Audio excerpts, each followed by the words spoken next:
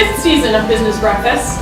And as always, I'd like to thank our generous sponsors, the Friends of Concordia and BNY Mellon Wealth Management, especially James Dunn and Leo D. Pasquale, who are here right next to each other. I apologize. Their generous support makes this series possible, so I thank you.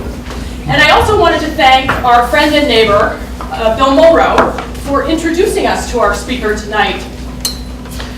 Bill is a senior managing director at Blackstone and has 30 years of experience, he's sort of very young, in both the private and public sectors.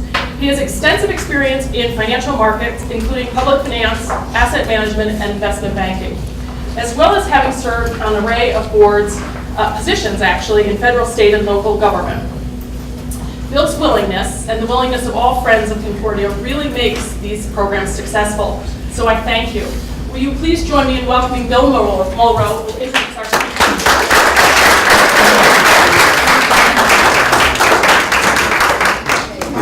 Thank you, Ellen. Ellen and I go back many years. Ironically, Ellen's sister and I were classmates at college, so I've known her for a long, long time. Boy, it's a great turnout, and as I look around the room tonight, I'm reminded as to why I love the month of September so much. First of all, my wife and I were married in September, so we celebrated our 24th anniversary on September 10th, so thank you, Teddy, who's here. But to me, it's got the best weather of any month. You got this end of summer, early fall, so it's just a terrific time for the weather. I think it has the best sports. You know, I'm a baseball fan, and I love the end of the baseball season. You've got the playoffs are just about to happen. The World Series just around the corner. For those of us who are Yankee fans, which I am, I know Bruce is, the last 15 years have been pretty good at this time of year. And it's also the start of football season. You know, so whether you're a Giant fan or a Jet fan or even a Bronxville Bronco high school football fan, there's plenty of sports to watch. But what makes September really special to me, and as I look around this audience and how crowded it is here, obviously to you also, is that it is the height of the political season. From here into November is now when things really start to matter. And every 4 years it matters even more because we're in a cycle of a presidential election. So we have that nice time this year in 2012. So we have a really special September treat tonight because Bruce Gyory is here. Bruce and I have known each other for a long time, probably 30 years plus. And to everyone in New York politics, Bruce is the go-to guy. Whether you're a statewide elected official, a governor, a senator, you know, an aspiring mayor of New York City, a political reporter, an editorial writer for the major newspapers in the state, or even a pollster who has to have Bruce decipher his own polls. Everybody in this state at some point that's in the political business runs through this fellow over here. And it's very simple as to why that is, because he happens to be the smartest guy in the business. You know, I've been around it for a long time and I've worked with everybody. And New York consultants really in many ways started the political consulting business. David Garth, who was the kind of the genius of the business, has elected every mayor from John Lindsay to Mike Bloomberg, New Yorker. Even President Obama's kind of chief strategist, you know, everybody thinks he's from Chicago, but a lot of his chief guys are from New York, including his chief strategist, David Axelrod, who was born and raised in New York and worked in New York for a very long time, practicing his craft here. He's the best around because he's smart, he knows history, he knows demographics, he knows voting trends. There's no one more fascinating to talk to about politics than Bruce Gyory. And, you know, it's really something that he can weave all that stuff into a conversation. We can keep you here, Bruce can keep you here for many, many more hours. We're going to take it easy and try and just give you a half hour, I think. But if you look at his career, you know why he is as good as he is. He's a Columbia College graduate, of course, a political science major, makes plenty of sense. He went to New York Law School, and a very public-minded law school. He's had a 30-year career in the law, government, and politics. I first met him when he worked for Governor Gyory, and since that time he's worked with several governors. He's been a senior strategist for two of our last three governors, Governor Spitzer and Governor Patterson. He's worked in innumerable political campaigns for governor and so many other ones across the state. He advised me when I ran for state office 10 years ago. He advised Sean Coffey here, another one of our finest from Bronxville when he ran a great race for Attorney General 2 years ago. He just is a guy that's been around and has played a role in so many parts of New York's political life. In many ways, he's probably the most influential guy behind the scenes. Now, he started his own consulting business in 2008, much to the joy of all of his friends, because he was doing it in many ways, you know, as a benefit to us. But now he's doing it in a political consulting business. You might see him on TV at New York 1 with Errol Lewis. You might see him on the statewide news channel, YNN. You'll see him quoted in the Times quite often. You'll see him in daily news editorial pages, op-ed pages, same with Newsday. So now, you know, what we've known for so many years is now becoming more obvious to the public. And for all of us who know Bruce, though, what we like even more so than the fact that he's probably the best guy to listen to and the most interesting guy, is that he is also the nicest guy in that business. I wouldn't say politics has always the best people in it, you know. He breaks the rules. David Alpert, who's sitting here tonight too. David is the Dean of Political Leaders in New York. David was the former Westchester County Democratic Chairman. He's now and has been for a very long time, the treasurer of the state party. David's a good friend, and he knows what I mean when I say that Bruce is as well liked as anybody in New York politics. He's a devoted husband. His wife Amy's here. They're married for 32 years. Poor suffering woman to have to listen to him all the time on politics. He is a devoted father of 3. His son Spencer's here, who's carrying on the Columbia University tradition, a senior at Columbia. So it's good to have Spencer here. And he's also a grandfather. For someone who looks so young, he's also a grandfather. So we're thrilled to have known Bruce for so long. We're thrilled to have him here in our home little village. And I think you'll really enjoy the night because, as I said, he is the go-to guy, and there is no one smarter or better when it comes to politics than this guy here. So, George. Thank you. I appreciate that. I cannot live up to that introduction. I now know what Adlai Stevenson meant when he said after an introduction, I don't mind a little praise as long as it's fulsome.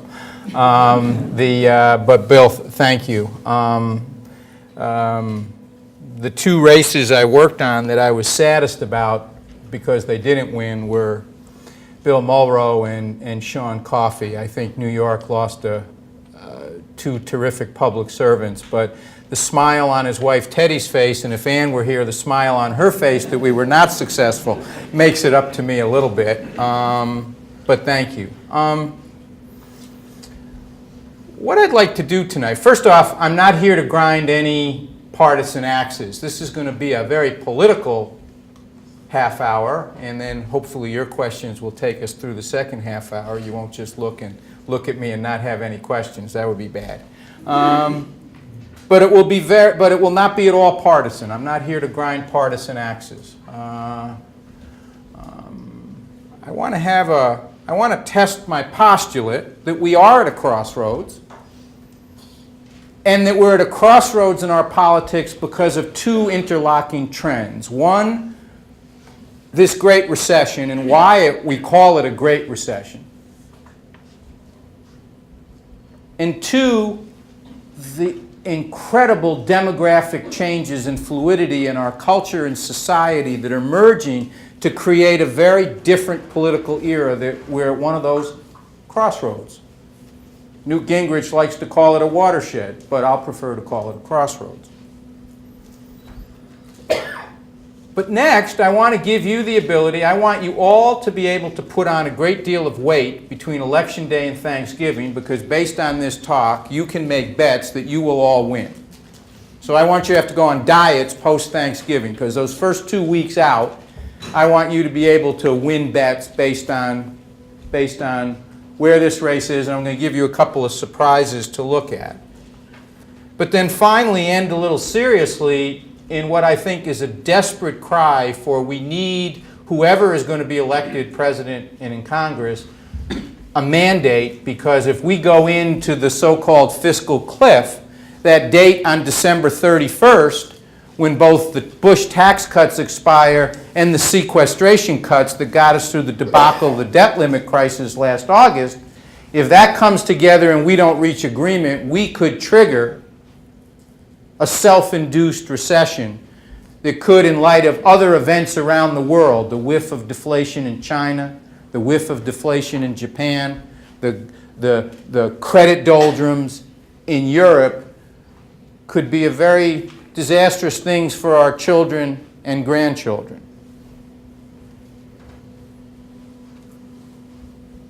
So that's where I'd like to take us tonight in the next half hour, and then open it up to questions. And you can ask me anything you want about national politics, which will be the focus of this, but state politics as well. And my friend Dave Alpert, who is a tremendous political leader and a dear friend, that cane there is more a hook to bring me off the stage if I start acting like I think I'm in the United States Senate and no one is here to invoke cloture. The Great Recession began in December of 2007. Economists measure it ending in June of 2009. But nobody feels like we're out of it. And there's a very good reason. It lingers. But it lingers not only in the way econometricians measure it, but it lingers because it's bruised our political psyche. It's also led to two optical illusions politically that have confounded the pundits, and they don't even really understand what's happening. Those two illusions are what I call the double 75 rule and the 40 within 40 test. Bear with me. From my years of coaching soccer, I always made up little names for things so they would remember what I meant. So here's the double 75 rule in a nutshell. When the white portion of the electorate shrinks to 75% or less, and the Democrats can carry 75% or more of the aggregate minority vote, African Americans, Hispanics, Asians, and biracial, outside the Deep South, the Republicans have no margin for error. Why do I say outside the Deep South? Because in the Deep South, the Democrats can't get 35% of the white vote. But if you can get close to 40%, if a Democratic candidate can get close to 40% of the white vote, and this double 75 rule kicks in, Republicans have no margin for error. What happened in 2008?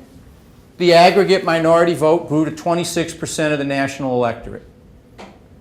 So 74% was white. When Ronald Reagan was elected, 88% of the American electorate was Caucasian. Obama carried that aggregate vote 81 to 18. That's a significant thing. Republicans don't like to acknowledge that. They think, well, that was an aberration. We're never going to have that high vote again. And if they do, why we're going to have voter ID. So they try to put that out of their mind. Second rule, 40 within 40 test. The key to understanding why the electorate went Democratic in 2006 and 2008 and swung so sharply back to the Republicans in 2009 here in your Westchester County executives race and 2010 nationally is the 40 within 40 rule. Independence, self-described independence. I don't care how people signed their buff cards when they were 18 or 21, but how people define themselves. Up to 40% now say, I'm an independent. And within that 40%, 40 to 45 describe themselves ideologically as moderate. Do the math. That's 15 to 17% of the electorate. In the last 4 electoral cycles, that 40 within 40 group, those moderate independents, have swung their votes as if it was Thor's hammer, and they have popped incumbents right between the eyes. First the Republicans over the war in Iraq in 06, then the Republicans again in 08 because they didn't think the fundamentals of the economy were sound, as John McCain said. And then in 2009 and 2010, they thought the Democrats were ignoring debt and deficit and might trigger inflation, even though no economists thought inflation was a worry, and in fact deflation was a worry. But guess what? In a democracy, you have a right to vote for what you think. And that vote hit. Democrats like to ignore that. Why? Because independents are decidedly illiberal. Let you know a little secret. All the Rockefeller Republicans that everybody doesn't know where they went, they've become independents. They haven't gone anywhere, they've just become independents. Democrats like to, well, we got independence in 06 and 08, therefore we're in, no, they can leave you just as quickly as they came. The sad thing is no one is giving this block of independents, who, by the way, happen to be lodged in suburbs like the one we're in today. And so the suburbs now cast 50% of the national electorate. So the Democrats, if they, they're like, oh, well, I don't have to worry about that. Yes, you do. It's a phony debate whether the consultants are too liberal or the consultants are too conservative. The bottom line, the algebra of American politics is Democrats can't win unless they can carry these moderate independents. So I don't care whether the Daily Kaz doesn't like Jim Carville or whether Jim Carville doesn't like the Daily Kaz. Unless Democrats can get those votes, they can't win. So what's American politics about? Both parties are careening around the political track with these blind spots. The Republicans on the demography gap and the Democrats on this ideology gap. That's one of the main sources of the dysfunction. I think Chuck Schumer came to Albany about 2 years ago, and the dysfunction mosquito got on his lapel. He took it down on the shuttle, and now it's lodged in Washington. That's the only thing I can think of in one of his many Sunday press conference trips. Now, the most accurate measure of the economic travail coming out of the Great Recession was not the 8.8 million jobs lost. It wasn't unemployment, which peaked at 10.2% in November of 2009. It wasn't even home ownership that dropped from 69% of the American people to 66%.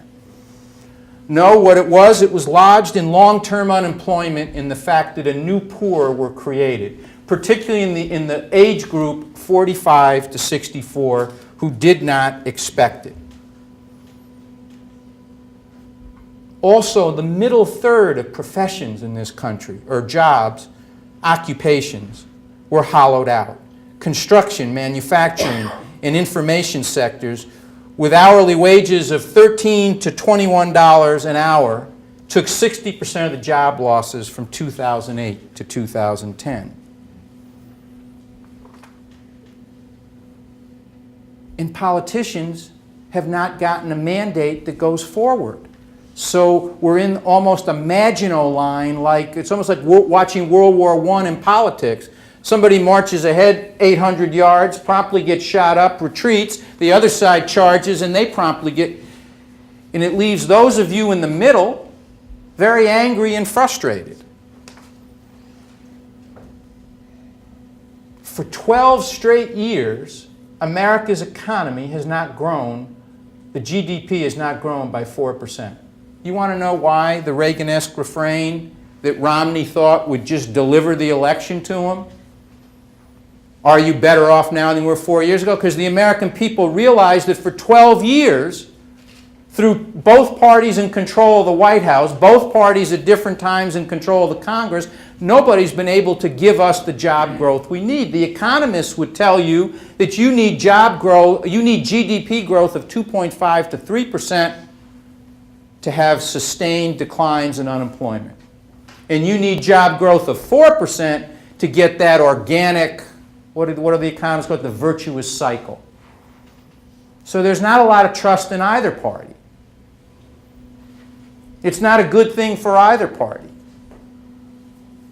And in fact, the median household income, which is the best measure you can get of where the American middle class is, that declined during the recession by 4.2%, and in the years after, the 2 years after the recession was technically over the way economists measure it, which is 2 consecutive quarters of declining GDP, declined by 4.1%.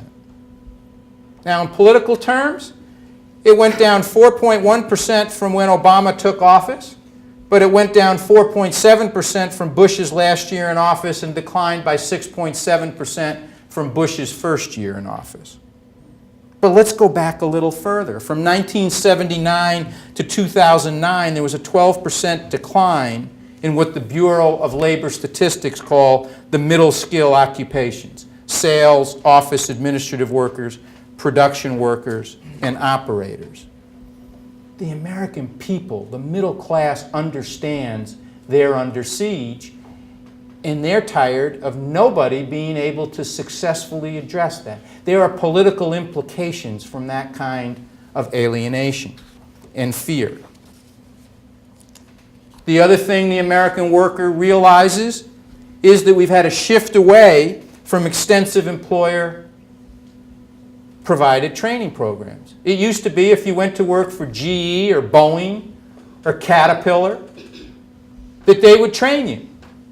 And you could get a good wage for blue-collar work, and they train you. But now, with the cost consciousness they face in light of the global competition, they don't train their workers anymore. They want them job ready when they come out. Which means if our young people do not have the degrees that they want at any level, skilled blue-collar or professional, they don't get hired. They don't get hired. We call that the demand-driven economy. And that is a profound challenge. And where is that being discussed in this political debate we're having? Has anybody heard the demand-driven economy? Has anybody heard any mention of the McKinsey study? Let's see if I can find it here as I flip through my pages. Yes, McKinsey Global Institute study. By 2020, there will be almost 6 million more high school dropouts than there will be jobs available for such potential workers. That gives you a real sense. But there will be a shortage of 1.5 million college-educated jobs versus those with college degrees. Where's the discussion of how we match up those two things, of how we get those who are not going into higher education for bachelor's and postgraduate degrees the skilled training they need? 3 million jobs are going unfilled that employers would like to fill, but it has to be filled by people with particular skills for those blue-collar jobs. Any discussion of how we match that up? Think we'd be better off if we had 3 million high-paying, skilled, blue-collar jobs? I think we would. Now, these trends affect both parties in different ways. This could give the Republicans an advantage because that's going to demand, the demands, the Chicago teacher strike, the demands for our education system, not just turning out dropouts and people without skills. And the other problem out there is you need a degree. It's not enough to just have a little bit of college.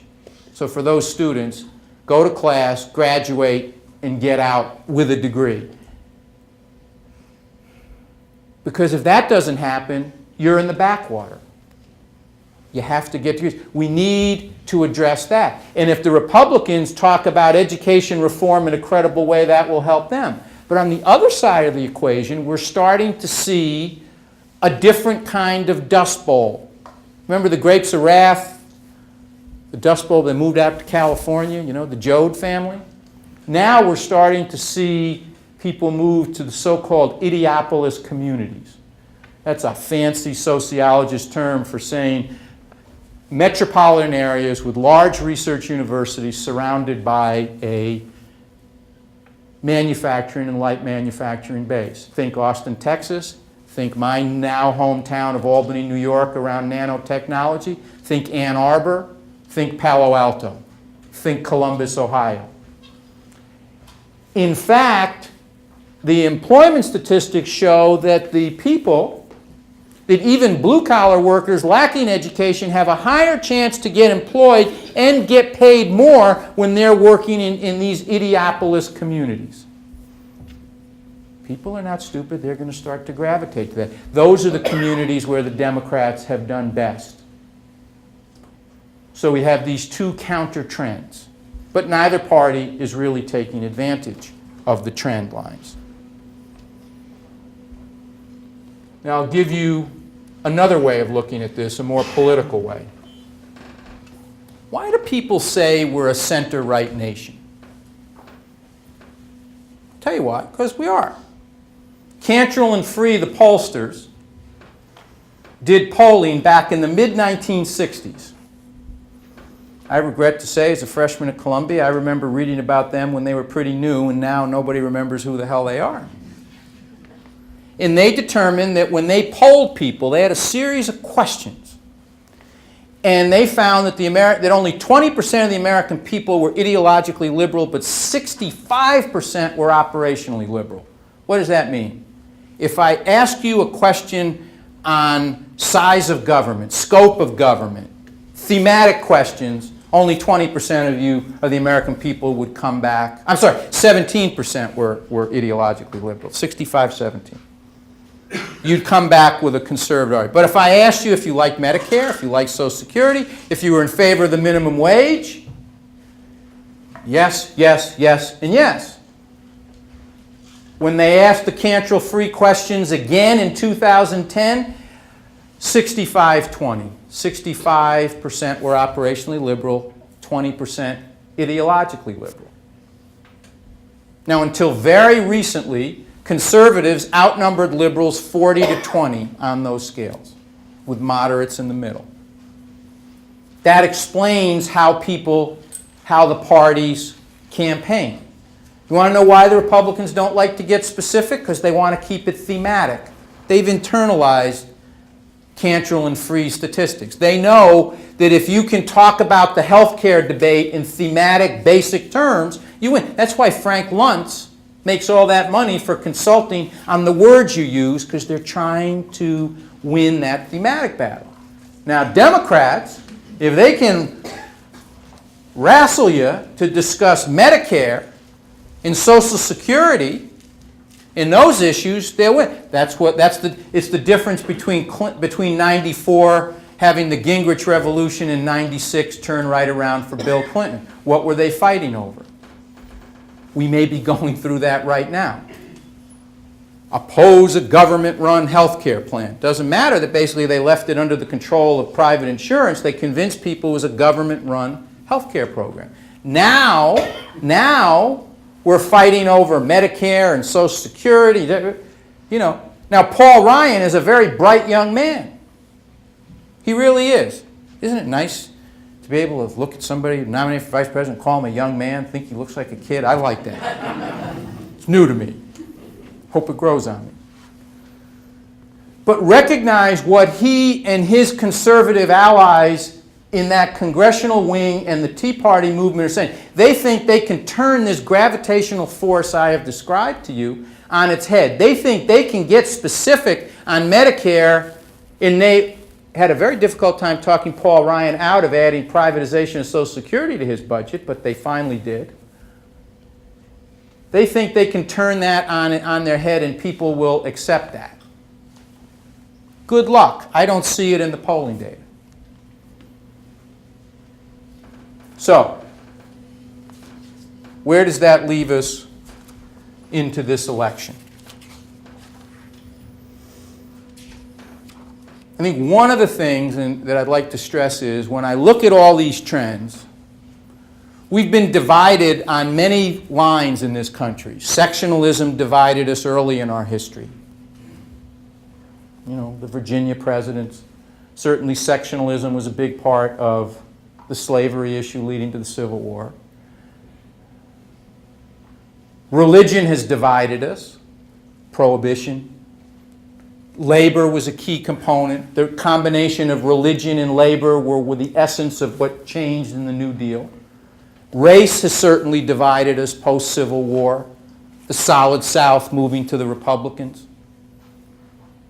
But I think the next wave, these issues, we're going to have a generational divide. It need not be a generational war, but it is going to be a generational divide, and Medicare is a template for that. But across the board, when you look at where income is rising, it has only risen for those over 65. The near seniors have been the ones who have been clobbered worst in this recession. There are no villains here. There are only victims. But look at that age. I happen to be in this age, the 45 to 64. I'm going to be 58 in a couple weeks. They're getting hit from all sides. They're getting either laid off or pushed back. The 24% of them have their homes underwater. Their children, who they paid to go to college, many of them are coming back and living with them. Remember the old Bill Cosby line, whatever you do, don't come back, don't come home? Well, they've come home. In fact, I'd lay it. How many of you have had a child come home and live with you because they were saddled with, and I'm raising my hand too. Now he's gainfully employed and out, and that's good for him, good for his self-esteem. But so the 45 to 64, they're working later, longer, because they can't retire as they thought they could because of the value of their home has been reduced. Their portfolios, the growth patterns of their portfolios are down. Gosh, the most depressing day in the world I ever saw was I went to visit my old friend Bill Mulrow. I'm glad he didn't make all his money at Citibank. It's in their Citibank the day the stock goes down. It was astounding. I mean, it's not funny watching people who were millionaires when they walked in that morning, and at 11 o'clock when I stopped in to have a cup of coffee with my old friend, they're not millionaires. That's a very profound... What I'm trying to suggest is there is an element of human misery in all this, and neither party is grasping it in the sense of looking forward. Now, the president, I would argue, is telling the American people what they want. Because if you distill down the polling data, I have a bet with my son that he doesn't think I could come in under 34 minutes before stopping, and I'm at 32, so let me get this out quick.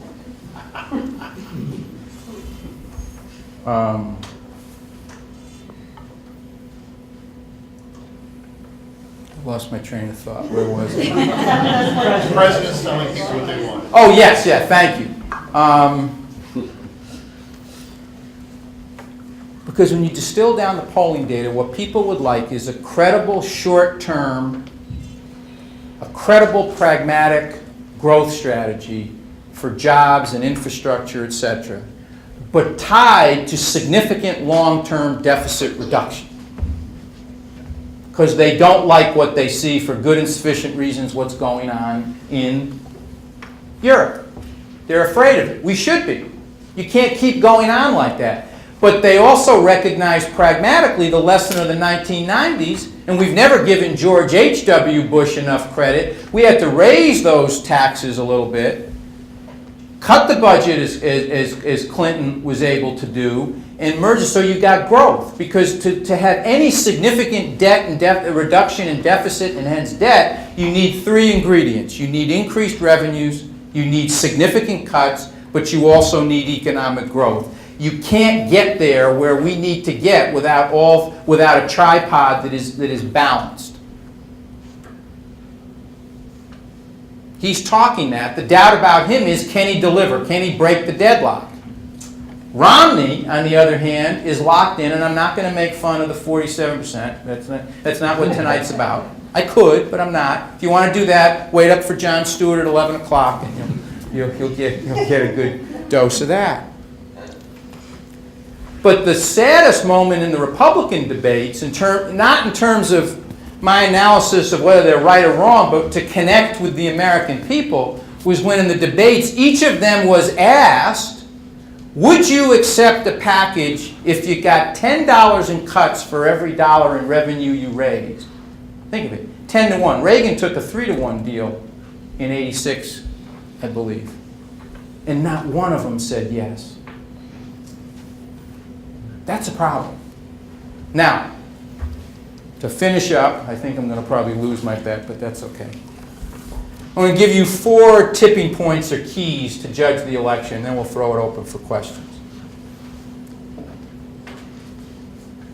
Is the aggregate minority vote at a 27% share higher or lower? That's the tipping point. If it gets above, if it's 27% or more of the vote in this presidential election, comes from black, Hispanic, Asian, and biracial. That's a huge tipping point in favor of the Democrats because the Hispanic vote is on the verge of moving from 2-to-1 to 3-to-1 margin for the Democrats.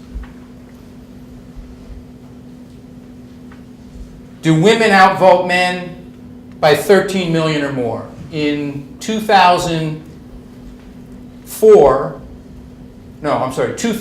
women outvoted men by 8 million votes. 2004, it was 10 million. 2008, it was 11.9 million. Does it go over 13? Does it pass 13 million or not? If it goes over that, given the gender gap that exists in the polls, the Republicans have a huge problem. And the final thing is, can Obama get 41% of the white vote? Because if he can get 41% of the white vote, he was perilously close to dropping to that 35% level after last August, the debt limit debacle. But interestingly, the longer-term taint hit the Congress rather than the president on that. So those are the 4 tipping points. So if you want to make your bets, if you want to have to go to the gym post-Thanksgiving because you've won all these dinner and lunch bets, the numbers are, is the aggregate minority vote 27%? Oh, is it above it or below it? Is the Hispanic margin 3-to-1, closer to 3-to-1 or 2-to-1? Do women outvote men by 13 million or more? And finally, can Obama hit 41% of the white vote? Those are the tipping points where they come in.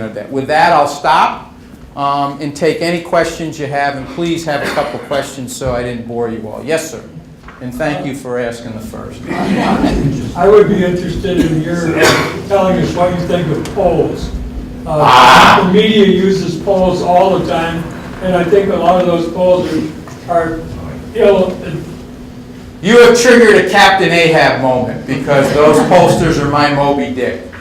The likely voters, the likely voter samples are wrong. And we know it in New York. And here's why. Thank you so much for asking that question. Their polling data tends to be accurate, especially when they just do polls of registered voters. But when they try to play it cute and get to likely voters, they miss it. And here's the problem. They chronically underestimate the percentage of the vote cast by women and minorities and younger voters. Now, if these votes were going 50-50, big deal. But when people under 30 are voting 2-to-1 for the Democrats and minorities are voting at an aggregate level of 4-to-1, and women are casting close to, well, 4 years ago it was 56% for the Democrats. When you miss that, when you don't get that right, for instance, Gallup polls today, they have the minority vote pegged at 21 to 22%. It was 26% 4 years ago. So there's something wrong with their likely voter methodology. My name is not Gallup. My name is not Roper. My name is not Harris. I don't know why, but as I guess as an adjunct professor, I can say I'm a political scientist, but as somebody who reads these, let me be honest, as somebody who reads these things ad nauseum, and my family can attest to that, they get it wrong, but yet the media covers these likely voter polls with what can only be described as amnesia.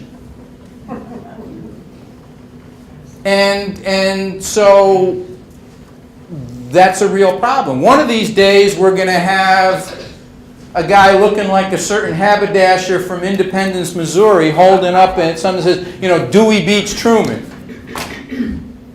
So far, they've only been missing the margins. They haven't actually miscalled an election. Although I'll tell you this, that likely voter methodology, that's why Harry Reid won rather than lost in Nevada. That's why Bennett beat Buck in Colorado. And that's why the last polls here showed Andrew Cuomo dropping down to 55% against Carl Palladino, and he won with 62% because they underestimated. That's why those late polls showed your neighbor Harry Wilson in a dead heat with Tom DiNapoli, and he lost by 4, and they showed Eric Schneiderman losing a dead heat with Donovan, and he lost by 12.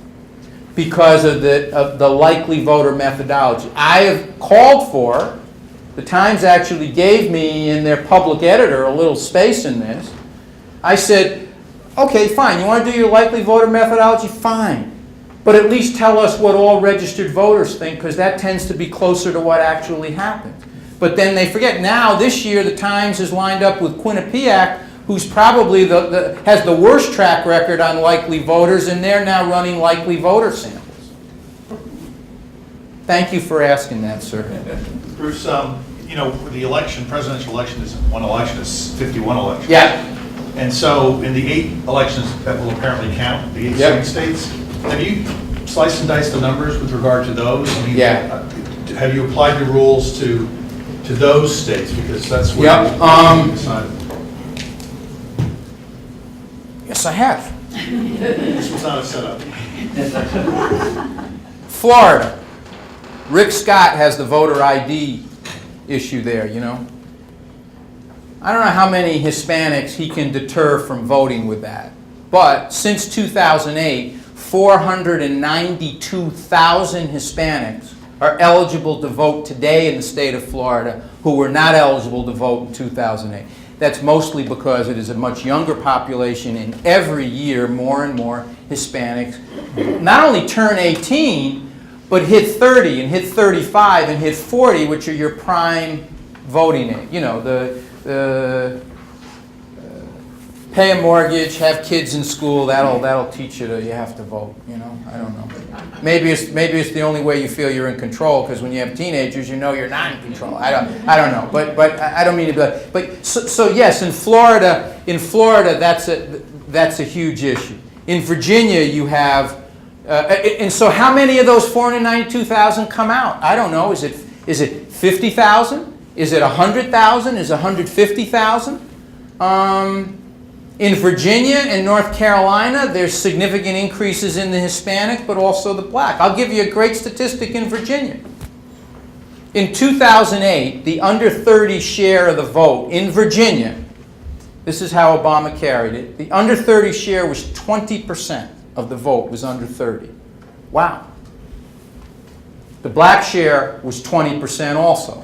In 2009, when McDonald won the gubernatorial election, the Republican, both the black share and the under 30 share dropped to 10% of the electorate. That's a huge difference. Here in New York, 2 million more voters voted in 2008 than voted in 2006. What happens here? That'll affect our congressional races. So, Ohio, the black vote will always be key in Ohio. It can range as low as 12 or as high as 16. There's an enormous difference in that. There's less of a Hispanic influence in Ohio, but the significant factor in Ohio is what share of blue-collar whites do you hold on to? And does the tally, because of where the auto part manufacturers are, does the president get the benefit from the auto bailout in Ohio? In Iowa, which, and we just, those of us who are on the automatic Wall Street Journal thing in your BlackBerry, you know, now it's up to an 8% lead. I think 50 to 42. In Iowa, there's a surprisingly growing number of pockets of Hispanics brought in for manufacturing and food processing plants. But there, it's the age issue. Medicare is going to be huge. Iowa has an older demographic. How does that play? Colorado, the Hispanic is a huge factor in the state of Colorado. That's a swing state. The under 30 vote is a huge, because you have large university communities around Boulder and certain other areas. Virginia, what others? Nevada, the Hispanic is huge in Nevada, and can they turn that vote out? And what Angle found when she was running against Harry Reid, and her ads were pitched to satisfy what her base thought about immigration, but did not realize that Hispanic vote could turn out against her, and that's why those polls were wrong. because the Hispanic share of the electorate did not decline as they projected, was actually a higher share than it was in the presidential year because they felt picked on. So what other states are you interested in? I'm trying to think of the other. Wisconsin, Oh, which is probably out of play now, but. here's something else. Wisconsin, that's the under 30 vote because of the huge population around Madison.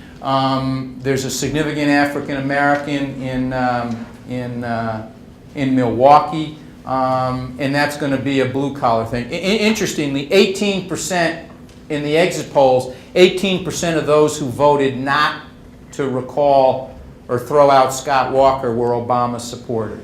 Labor never should have gone in to do a recall because you had base polling data that showed a full 60% of Wisconsin citizens only felt that the only rationale for a recall was moral turpitude or corruption. And once you had that number, it was very difficult. It was the same mistake Labor made in 1950 when they went after Bob Taft, solely on Taft-Hartley, and you can't beat them alone on that. And it was where, and you can understand how the Labor people were angry at him, but you have to at some point get the bile back in the ducts and think coolly and calculate. And if they had put 1/4 of the resources they put into the gubernatorial recall to the Senate recalls, they probably would have turned that Senate back to being Democratic, but they went for the whole thing because anger got in the way. And, you know, I'll give you another factor out there, because Sarah Wheaton in the Times did a story on this, how super PACs are throwing big money into Wisconsin and Michigan, Republican super PACs. I got to tell you, I don't think that makes a whole lot of sense. I don't think you're gonna beat the guy who stood up for the bailout that worked. And I don't think the guy who said let Detroit go bankrupt, even though his father was the governor there, is going to beat him in that state. So why put money in there? And in Wisconsin, I think they can make it closer, but that's going to open up gaping holes that are going to open it up for Ohio and Pennsylvania, Virginia, and Florida, which are much bigger fish in getting to 270. But one of the things with these super PACs is it's not coordinated. It's being driven by the consultants who are whispering in the ear. By the way, I should adjust my business plan. There's money to be made in it. But that money may not be efficiently spent. I'll give you an example of something closer to home. Over the summer, the U.S. Chamber of Commerce put out ads against Bill Owens, who's the Democratic congressman from the North Country in New York, which is the, Plattsburgh, Watertown. Pummeled him solely on repealing Obamacare. One of his consultants is a friend of mine named Ed Peavy. I called him and I said, "Hey, these ads, they're pretty hard hitting. You worried about it?" He goes, "Nope, not denting us a bit." I said, "Really?" He goes, "Yeah, we're worried about what Rove will do, but these guys are off." Well, they just released the polling data for that district. In that district, 50% of the population, of the voters, 50% of the voters opposed repealing Obamacare. So the Chamber of Commerce, which ground its axe, because they hate that, all they did was solidify Owens' base. That's not an efficient use of money. So it wasn't driven by the candidate, whose name happens to be Matt Doheny. It was driven by the Chamber of Commerce. So one of the things is, will all this super PAC money, I don't like it either, but will it be efficiently spent? Will it be productively spent? Because it's not being done in a central way. That's going to be an interesting thing. A lot of Republican consultants will get very wealthy. I guarantee you, you're not going to have to worry about Karl Rove being on Social Security after this election, right? Or he's not going to be worried about his Social Security benefits. He'll be able to pay cash on the barrel. But whether it's going to be effective, that is an interesting question. Yes, sir. In your opinion, how important, how significant is the photo ID issue going to be? Great question. I don't know, but I have a gut instinct. my gut instinct is, at the end of the day, and I think we saw this in the Pennsylvania court, most of these laws are not going to take effect. Well, but by the time the Right. courts do it, the election But, will be but over. and what they're missing is that I'm waiting for something to trigger, and I think the Democrats are waiting, are not trying to do going to try to trigger a front lash to beat the backlash, and I think there is a sense in the African American and Hispanic communities of what's going on, and I don't think it's going to be too terribly difficult to whip that into saying they're trying to take our vote away, and I don't think it's going to be that significant. And I go back to those numbers in Florida. Given that there are 492,000 newly eligible Hispanics to vote, it doesn't mean they're all registered, it doesn't mean they're all going to vote, but it's a hell of a pool. How many of them are going to be motivated to vote versus those who might be deterred by this? Nate Silver of the 538 blog has put out that he thinks it's going to have marginal significance. I think the turnout passion, and you know, I'm a big believer in looking at pictures. When David Dinkins was elected mayor, I remember after the just before he was elected mayor, after the Yusef Hawkins tragedy, I remember a picture in the Times that showed two, well, they then looked like elderly black women. Now they look like black women in their 60s, which to me doesn't look so elderly. Looking at him as if he was the hope. And the other day in the Times, I saw that picture of that young black kid at an Obama rally just looking up at him. And I saw the picture in today's Post of the way Beyonce and Jay-Z was looking at the president. And I said to me, they're not going to leave this guy hanging out there. They are not going to leave. And in fact, in the polling data that I just read today before coming over from Pew Research, the enthusiasm of African American voters as registered in the polls exceeds any other group. So I don't think they're going to leave him hanging out there. I could be wrong. I'm going to get to you. Yes, sir. As you talked tonight, this election's all about Democratic interest groups turning out. Well, no, it's also about Republicans. Well, not so much. I mean, you said that if the blacks turn out, the women turn out, et cetera, the way the polls are. Mm-hmm. My question is, do you think the debates can change anything here? Sure. To what extent? Look, debates were critical for John Kennedy. If Gerald Ford had not made the silly mistake on polling, he had tremendous momentum against Jimmy Carter. He probably would have won. Could the debates be significant? Absolutely. But Romney has to. Political campaigns can be like sporting contests. When you see something in the first quarter, sometimes they're recurring patterns. And now let me apologize to you for leaving the impression that it was only about Democratic interest groups, because it is also about Republican interest groups. In effect, American politics today is akin to currency swaps over different interest groups, who comes out more. So on the Republican side, it's blue-collar white men 50 and over. How many of them come out? What's it? Evangelical Protestants, huge voting bloc for the Republicans. Married women are a very important criteria. And what is their relationship to women who are either single, divorced, separated, etc., and the distinction amongst women between those who have an associate's degree and those who have a postgraduate are dramatic in terms of their voting patterns. So there's a whole host, but here is the point, and here is the point. All the demographic growth in the country is on the Democratic side, not the Republican. And in effect, there is a new majority to be created that is feminine and non-white. And that is what is scaring the hell out of the right wing of the Republican Party. Now, on the other side of the equation, there are Republicans who showed that you can fight back. As recently as George Bush in 2004 worked incredibly hard and got 44% of the Hispanic vote. Michael Bloomberg, in his runs for governor, he was elected with 25% of the black vote in 2001 and 47% of the Hispanic. In 2005, he got 47% of the black and 35% of the Hispanic against the Hispanic. George Pataki split the Hispanic vote with Carl McCall in 2002. It can be done. But what you're seeing is the nature, I had this discussion with Ed Rollins, who I think is a neighbor of yours out here, at Hofstra a year ago. And I said to him respectfully, because he did manage a 49-state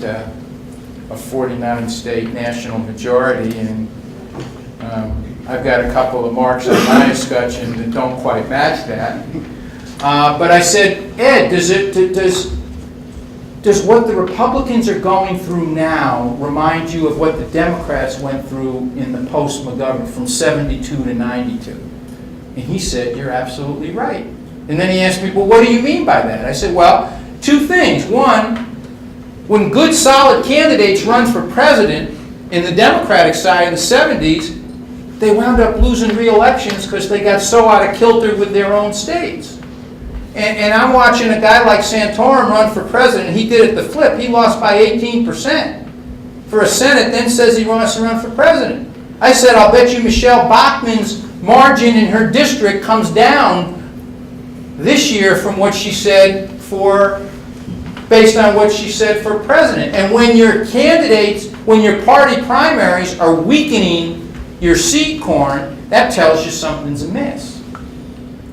So my argument to the Republicans is, you have a great party, you're a great national party. You have done great things. You built the Transcontinental Railroad, the land-grant colleges, the interstate highway system, triangular diplomacy with China. You've done the Berlin Wall coming down. The Republican Party has a lot to be proud of.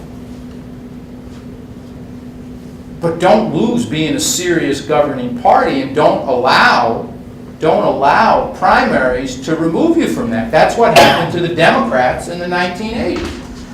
So there's a lot. So it's not all about the Democratic interest, the so-called interest groups, but the growth in the population. Just two examples. Hispanics now outnumber whites in both California and Texas, according to the census. Think about that for a second.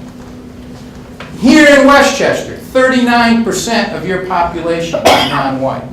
Long Island today, according to the census, is 31% minority. So if you're an aspiring Republican politician looking to win elections in 5 years, and 10 years, and 15 years, you're going to have to... Now the good news is, politicians don't know a lot, but we do know how to count. And we hate to lose.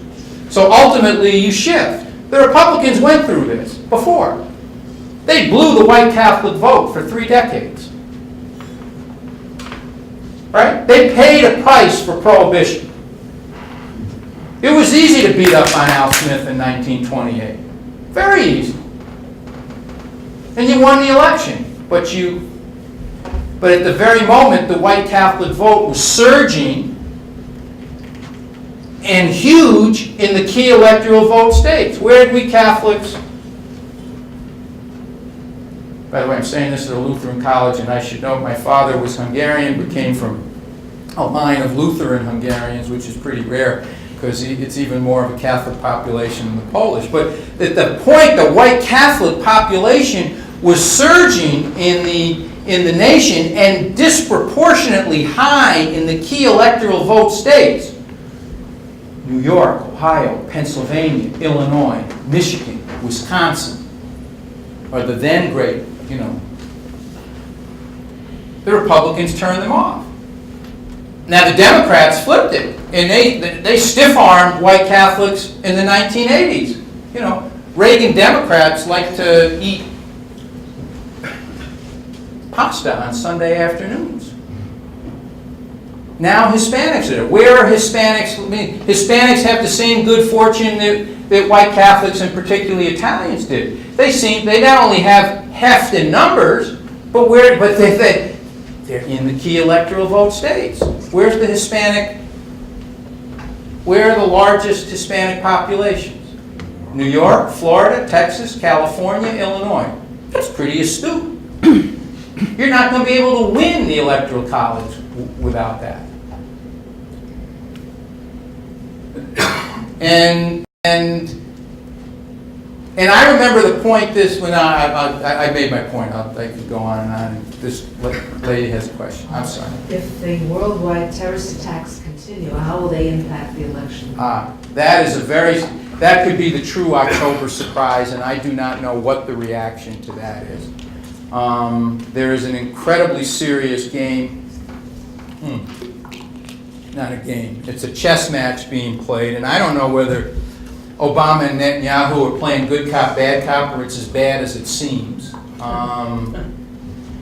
I half wonder, I don't know whether it's serendipity or planned, but I half wonder if these spontaneous demonstrations in the Middle East and terrorist attacks are not a way of signaling what could happen if that strike is made. I'm not a foreign policy expert, but that could have an impact. And I'm not sure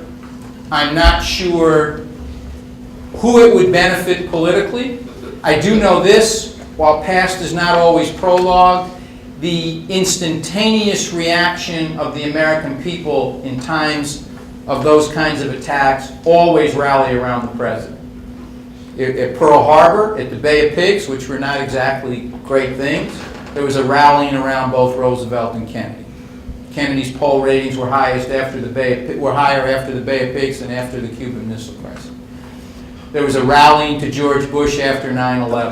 So if something happened short term, now I don't know what the long term impact is.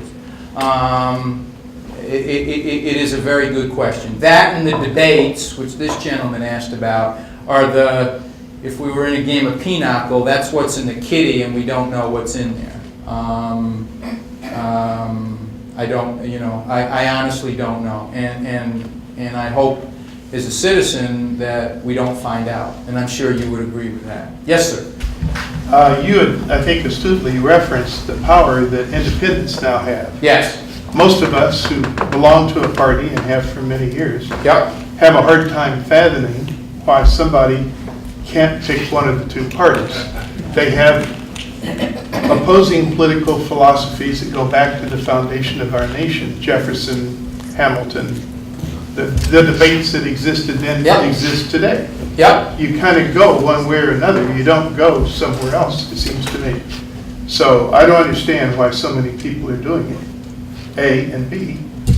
I don't know whether anybody else agrees or whether you agree. I see it as a very negative on the body politic that we have so many people that are simply flushing both parties away. Well, are they flushing them or the both parties? I mean, who's flushing who?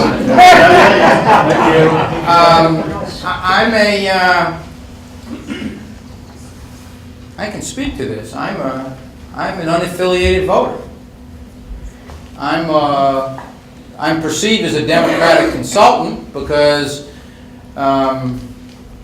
there aren't too many Jack Javitzes walking around who I supported in '80 who are still there, but I think, given the track record of both parties, I don't think my decision to be an independent is an irrational act, and nor, I think it's a. Now I have a suggestion on how to make this better. Since parties don't have platforms that really count for very much anymore, and you can easily have a platform that says one thing and your candidate says another, and we're not the British and we don't have a manifesto to take to the electorate. And since you can't win elections without independence, I have a single reform. Let's go the way of New Hampshire and Iowa and just say let independents vote in since to win elections you have to prove you can get independent votes, let's let them vote in the primaries. That would change, or at least give the potential for changing, the rightward drift in Republican primaries and the Democrats' not so far distant history of drifting left. Let's see who can bring the independents in. But I think it's, I don't see it as irrational for people to be independent because there are things they don't agree with on each side. And they're searching for something in the middle. They're they don't think it's reasonable to say on climate change, it doesn't exist, it's not a problem. Or I have to accept whatever tax structure people come up with on the cut. Why can't we find a way to find a place in the middle? I mean, let's think about it for a second.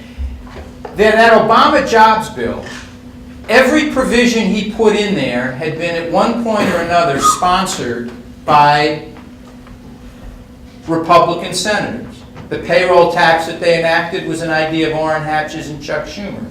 By the way, the one thing I will say on Romney, the earned income tax credit that he implicitly railed against in the 47%, that was a Republican alternative to raising the minimum wage. Let's remember this, the insurance mandate for health care came out of the American Enterprise Institute. That's why Romney put it in the Massachusetts bill. We're losing our ability to come to the center. And let me, you want me to end it now or keep going? Sure, I think we agree. If you want to wind up, that's Yeah, well, let me just,